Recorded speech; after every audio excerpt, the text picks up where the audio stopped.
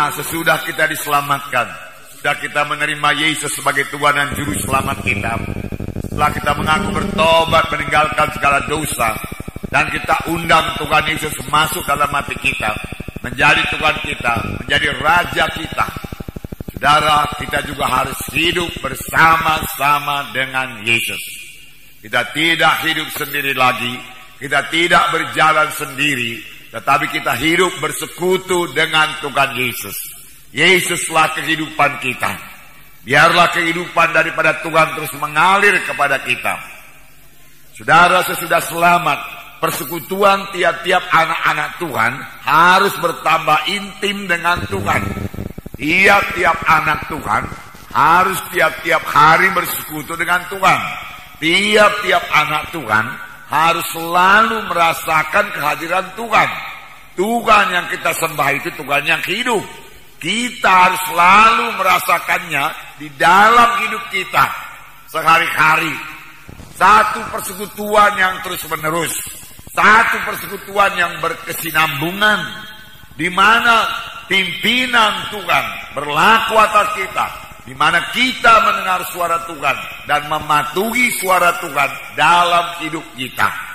Benarlah seperti yang dikatakan oleh Yohanes, bahwasanya persekutuan kita dengan Tuhan Yesus begitulah eratnya, begitulah intimnya, sampai dikatakannya sama seperti carang dengan batang anggur. Dalam Yohanes 15 ayat 4 dan 5 dikatakan, tinggallah di dalam aku dan aku dalam kamu. Sama seperti ranting tidak dapat berbuah dari dirinya sendiri kalau ia tidak tinggal pada pokok anggur, demikian juga kamu tidak berbuah jikalau kamu tidak tinggal dalam aku. Tuhan Yesus berkata kita harus tinggal dalam Dia. Yesus tinggal dalam kita, kita tinggal dalam Yesus. Yesus dalam hati kita, kita dalam Yesus. Ayat 5. Akulah pokok anggur dan kamulah ranting-rantingnya. Barang siapa tinggal di dalam aku dan aku di dalam dia, ialah berbuah banyak. Sebab di luar aku kamu tidak dapat berbuat apa-apa. Di sini dikatakan, akulah pokok anggur, kamulah ranting-rantingnya.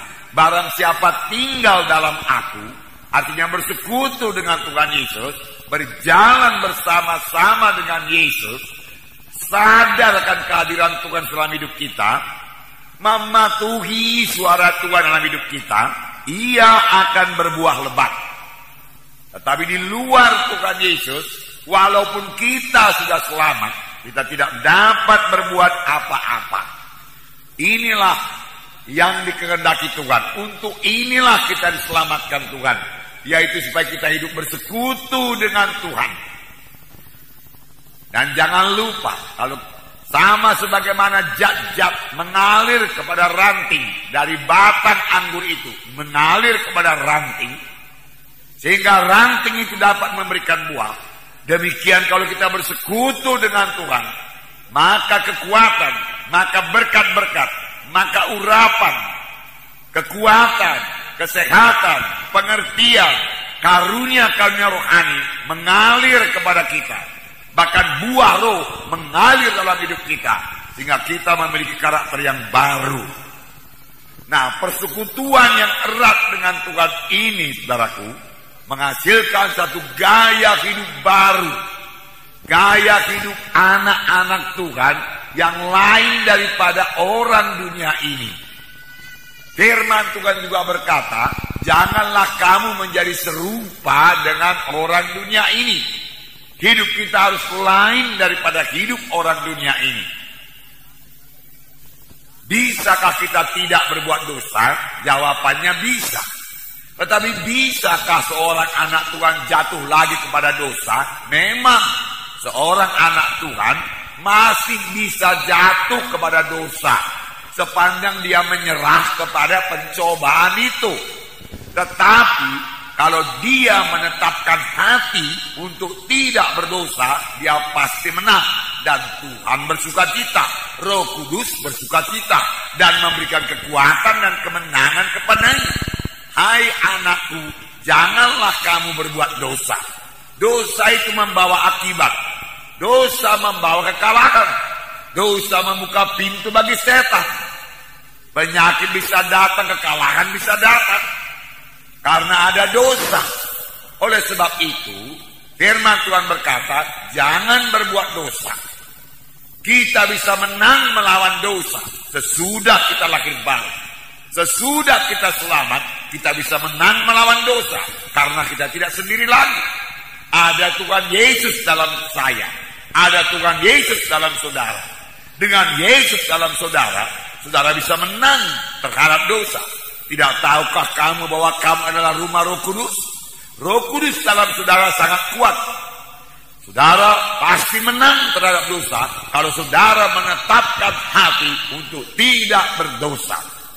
Nah, firman Tuhan berkata, hidup anak-anak Tuhan adalah hidup yang berkuasa. Oleh karena satu orang, yaitu Adam, maka semua manusia dikalahkan oleh dosa. Tetapi lebih benar lagi, oleh karena satu orang, yaitu Tuhan Yesus Kristus, kita akan hidup dan berkuasa. Oleh karena satu orang itu, yaitu Yesus Kristus. Adam membawa kita menjadi hamba dosa, tetapi Tuhan Yesus membawa kita menjadi hamba kebenaran. Jadi tidak perlu jatuh lagi kepada dosa. Jalannya tidak ada lain, yaitu bertobat, menyesal, bertobat, kembali kepada jalan Tuhan, dan mengaku dosa itu kepada Tuhan. Maka firman Tuhan dalam 1 Yohanes pasal 1 ayat 9 yang berkata, jikalau kita mengaku dosa kita, maka Allah itu setia dan adil, maka Dia akan menyucikan kita dari segala dosa. Maka darahnya akan menyucikan kita dari segala kejahatan, dari segala dosa.